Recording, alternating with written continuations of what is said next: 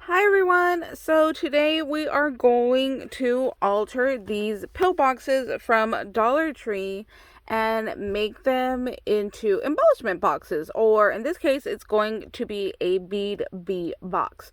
So I am putting together some bee stuff, so we are going to work on this together.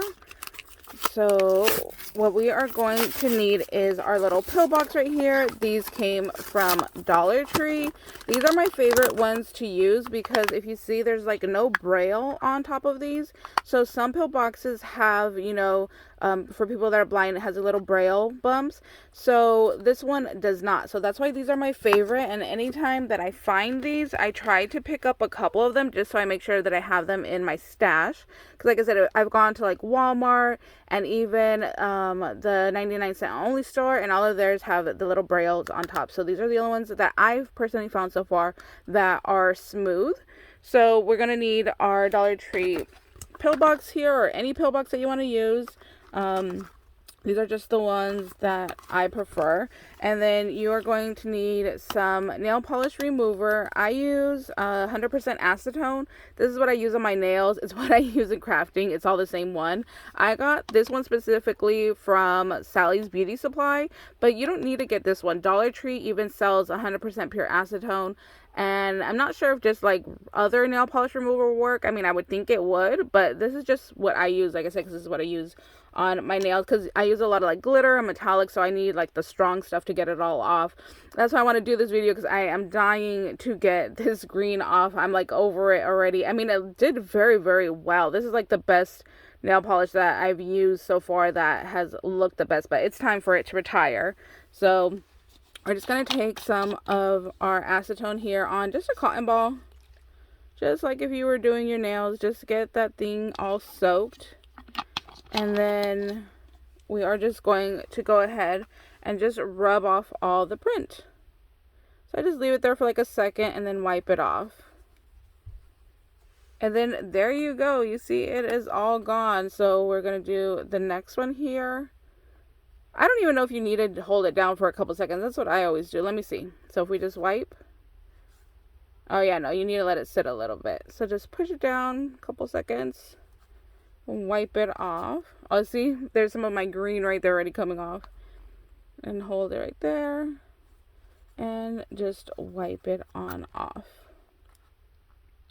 So with this, what I do is I cut out little strips to go ahead and decorate the top. So I'll show you those right now on what those look like. And just give it another look. Make sure that you got all of that black off. Oh, look, I missed a spot right there. So let's go through and just make sure we got that all good to go.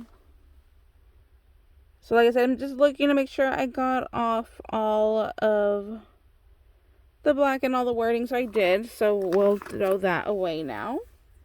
And now that we have this, what I do is I decorate the lid. So I do the top and I do the inside. So you're going to need 14 pieces that measure 1 by 1.5. So I have those over here. I'm going to end up doing 2 of these. So this is the paper that I chose. So these are 1 by 1.5. And you are just going to go ahead and glue them onto the lid and on to the inside. So I need to go through and pick which ones I want to use. Like I would want the ones with the bees on the top personally, but you can just pick and choose however you want to go ahead and lay yours out. Maybe I'll do every other one. So one's like all floral and then one will have a bee popping through. That might be good. I think that's what I'll do. So every other one has a little bee. So we need to glue all of those down. And I didn't bring my wet glue. I have my double-sided tape here, which I've done before. Usually what I do is I'll do double-sided tape and I'll do wet glue just because I want to make sure that it really sticks on there. So you're just going to take some of your tape and place it on there.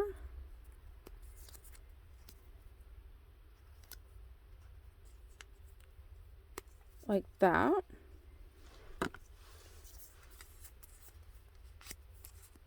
And then you're going to just go ahead and put this on the lid here.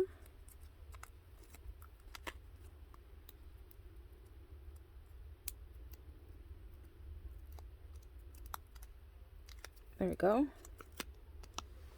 So we're going to place that one right there. Now, let me show you. On this, there is like a little ridge, you see? So we want to place that perfectly onto this, like, we'll call it a little platform. You see how it's raised up right here? So we want to stick it on to that little raised platform there.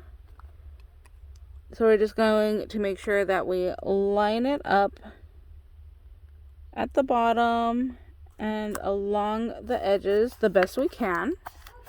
So there we go, there's that one. And then we're going to do the same thing. I'm going to stick another one on the inside here. So we're just going to take our next little piece, and like I said, these are 1 by 2 inches, but that is for this specific pill box from Dollar Tree. If you are using a different pill box, then your measurements might be different, so just make sure you measure them to see what they are. And we're going to go ahead and do that.